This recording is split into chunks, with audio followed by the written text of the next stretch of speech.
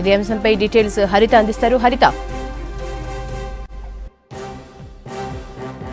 ఈ రోజు Nampally exhibition ground లో మరి కొద్దిసేపట్లో సీఎం రేవంత్ రెడ్డితో ఇటు గిగా వర్కర్స్ ఎవరైతే క్యాబ్ డ్రైవర్స్ ఉంటారో ఓలా, ఊబర్, ర్యాపిడో, అట్లాగే ఇటు బిగ్ బాస్కెట్ లాంటి కంపెనీలలో వర్క్ చేసే ఎవరైతే ట్రాన్స్పోర్ట్ లో పనిచేసే డ్రైవర్స్ ఉంటారో వాళ్ళతో ఈ రోజు చర్చించనున్నారు. ముఖ్యంగా వాళ్ళు చాలా ఏళ్ల నుంచి కూడా ఈ సమస్యల పట్ల అయితే చాలా వరకు ప్రభుత్వానికి విన్నవించాలని ఎన్నోసార్లు రిప్రజెంటేషన్ ఇచ్చామని కూడా చెప్తున్నారు. అయితే ప్రస్తుతం మనం నాంపల్లి ఎగ్జిబిషన్ గ్రౌండ్ వద్ద ఉంటే దాదాపు వందల సంఖ్యలో అయితే ఇక్కడికి డ్రైవర్స్ అయితే చేరుకోవడం జరిగింది. ఇక్కడికి ప్రస్తుతం మంత్రులు కావచ్చు, కాంగ్రెస్ పార్టీ నేతలు కూడా చేరుకున్నారు. మరోపక్క ఇటు ఢిల్లీ నుంచి గిగా వర్కర్కి సంబంధించిన అసోసియేషన్ నాయకులు కావచ్చు, ప్రస్తుతం మనం చూడొచ్చు మధు యాష్కి, అట్లాగే ఇటు మంత్రులు కూడా ఇప్పటికే చేరుకొని ఇక్కడ సమావేశంకి సంబంధించిన పూర్తి ఏర్పాట్లు అయితే చేస్తున్న పరిస్థితి కనిపిస్తోంది. అయితే ప్రస్తుతం జరుగుతుంది మాత్రం గిగా వర్కర్కి సంబంధించిన సమస్యలు ఏవవుతున్నాయో వాటి పట్ల చర్చించేందుకే ఈ సమావేశం అయితే ఏర్పాటు చేశారు. ఆటో యూనియన్స్ కూడా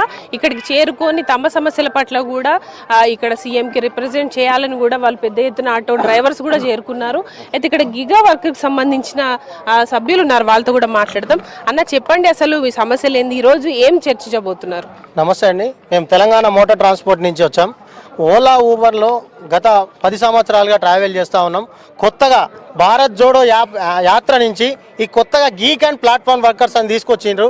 గీగ్ అండ్ ప్లాట్ఫామ్ తీసుకొచ్చి ప్రభుత్వంని ఆగం పట్టిస్తూ కొంతమంది నాయకులు ఏదైతే రాహుల్ గాంధీని తప్పుదోరు పట్టించి ఈ గీగ్ అండ్ ప్లాట్ఫామ్స్ అని కొత్త నేమ్ ఒక సృష్టించి ఆటో డ్రైవర్లను, క్యాబ్ డ్రైవర్లను ఇబ్బంది పెట్టే ప్రయత్నం చేస్తూ ఉన్నారు.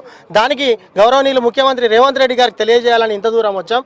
మేము ఆటోలు నడుపుతూ, క్యాబ్ నడుపుతూ, ఓలా, ఊబర్లో జీవనం కొనసాగిస్తూ ఉన్నాం.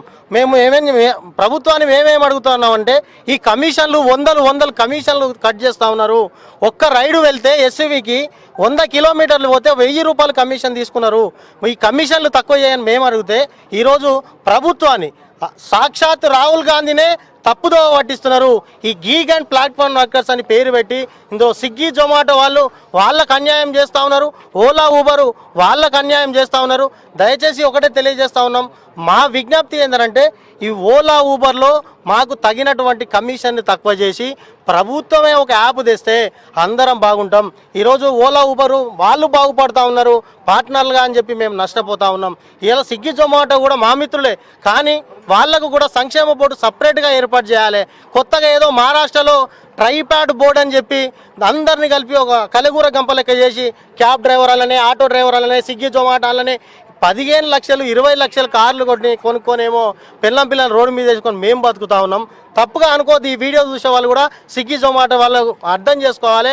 మీరు ₹1,00,000 పెట్టి మీరు జీవనం కొనసాగిస్తూ ఉన్నారు. మేము కూడా మిమ్మల్ని దూరం చేయట్లే, మీ సంక్షేమ బోర్డు మీరు తెచ్చుకోండి. ప్రత్యేకంగా క్యాబ్ డ్రైవర్లు, ఆటో డ్రైవర్లు, లారీ డ్రైవర్లు, డీసీఎం డ్రైవర్లకు మాకు ఒక సంక్షేమ బోర్డు ఏర్పాటు చేయండి. ట్యాక్సీ రంగానికి సంబంధించి ఒక సంక్షేమ బోర్డు ఏర్పాటు చేయండి అని విజ్ఞప్తి చేస్తూ ఉన్నాం. ఎందుకు ఈ కోరిక కోరుతా ఉన్నాం అని అంటే, మేము ట్యాక్సీ కడతా ఉన్నాం, ఇన్సూరెన్సులు చేపిస్తూ ఉన్నాం, లైసెన్సులు ఇన్వాల్వ్ చేస్తూ ఉన్నాం, బండి కొంటే కూడా షోరూమ్లలో ట్యాక్సీ కడతా ఉన్నాం. అన్ని రకాలైనటువంటి కేంద్ర రాష్ట్ర ప్రభుత్వాలకు అన్ని రకాలైనటువంటి బెనిఫిట్ మా దగ్గర నుంచి ఉంది. మేము కొట్లాడుతూ ఉన్నాం మా జీవన ఉపాధి కొరకని. ఈరోజు మా విజ్ఞప్తి చేస్తూ ముఖ్యమంత్రి గారు కూడా మమ్మల్ని కూడా లోపలికి అనుమతించి మా సమస్యలు తెలుసుకుంటారని ఆశిస్తూ ఉన్నాం. చూడొచ్చు, రాష్ట్ర వ్యాప్తంగా అయితే ఇటు గిగా వర్కర్స్ అయితే దాదాపు 4 లక్షల వరకు కూడా ఉన్నారు. ఇటు ఆటో డ్రైవర్స్ చూసుకుంటే దాదాపు రాష్ట్ర వ్యాప్తంగా 8 లక్షల వరకు ఉన్నారు. వీళ్ళంతా కూడా రవాణా రంగం పైన ఆధారపడి జీవనం సాగిస్తున్నారు. ఏదైతే రీసెంట్గా గవర్నమెంట్ తీసుకొచ్చిన మహాలక్ష్మి ఉచిత బస్సు పథకం కూడా వాళ్ళు ఎట్లయినా ఇక్కడ బస్సులను తగ్గించాలి, రాష్ట్రంలో మాకు కూడా ఉపాధి కోల్పోతున్నామని కూడా ఇటు ఆటో డ్రైవర్స్ కూడా చెప్తున్న పరిస్థితి ఉంది. అయితే మరికాసేపట్లో అయితే ఇటు గిగా ప్లాట్ఫామ్ వర్కర్స్ ఎవరైతే ఉంటారో వాళ్ళు ఆ యూనియన్కి సంబంధించిన సభ్యులు ఇటు సీఎం తోటి అయితే చర్చించనున్నారు. మరోపక్క ఇటు ఆటో డ్రైవర్స్ కావచ్చు, క్యాబ్ డ్రైవర్స్ పెద్ద ఎత్తున ఇక్కడికి చేరుకొని వారి సమస్యలను తీర్చాలంటూ కూడా ఇక్కడ డ్రైవర్స్ అయితే కోరుతున్న పరిస్థితి ఉంది. ఇక్కడ ఆటో యూనియన్స్ కూడా ఉన్నారు, వాళ్ళతో కూడా మాట్లాడే ప్రయత్నం చేద్దాము. చెప్పండి అన్న, ఎక్కడి నుండి వచ్చారు మీరు? మేము వనస్థలిపురం నుంచి వచ్చినాం మేడం. మా యొక్క సమస్య ఏంటంటే ఇక్కడ సిటీలో ఎంతోమంది జీవనోపాధి కోసం ఎన్నో ఏళ్ళ నుంచి ఇక్కడ కష్టపడుతూ ఆటోలు నడుపుకుంటున్నాము. మా మీద ఈ బస్సుల వల్ల కూడా కొంత ప్రభావం అయితే పడినది. ఈ ఒక్క ప్రభావమే కాకుండా సిటీలో ట్యాక్సీ ప్లేట్ కాకుండా ఓన్ ప్లేట్తోని వెహికల్స్ నడుస్తున్నాయి. దాని నుంచి స్టేట్కు ఏమైనా ఇన్కమ్ వస్తుందో రావట్లేదు తెలియదు, కానీ మా ట్యాక్సీ వాళ్ళ మీద మాత్రం తప్పకుండా అవి పడుతున్నాయి ఇబ్బందులు. సో అలాంటి ఇబ్బందులు కలగకుండా చూడాలని ఒకటి కోరుకుంటున్నాము. ఇంకొక సమస్య ఏంటంటే ఇక్కడ సిటీల నుంచి రిజిస్ట్రేషన్స్ ఎప్పుడో బంద్ అయినాయి. గత 2002-2016 మధ్యలో సిటీ పర్మిట్లు బంద్ అయినాయి. అప్పటి నుంచి ఇప్పటి వరకు సిటీ పర్మిట్లు అనేది పర్మిట్ లేదు.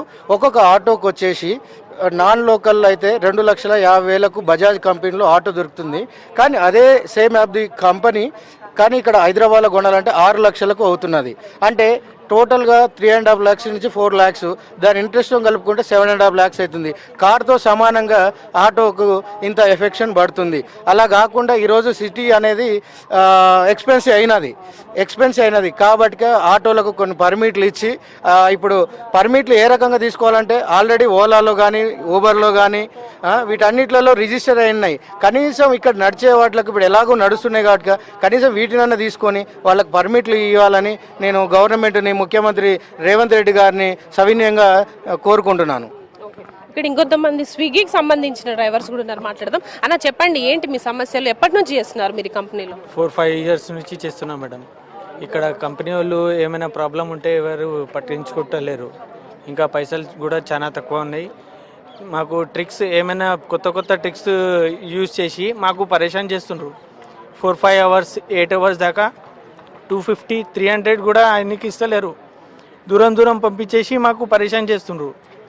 ఇంకా ఏమైనా అడిగితే మీరు జీఫామ్ ఫిలప్ చేయండి అయిపోతుంది, మీ ప్రాబ్లం సాల్వ్ అవుతుంది అది అని చెప్తుండ్రు. కానీ ఎవరు పట్టించుకుంటలేరు మేడం.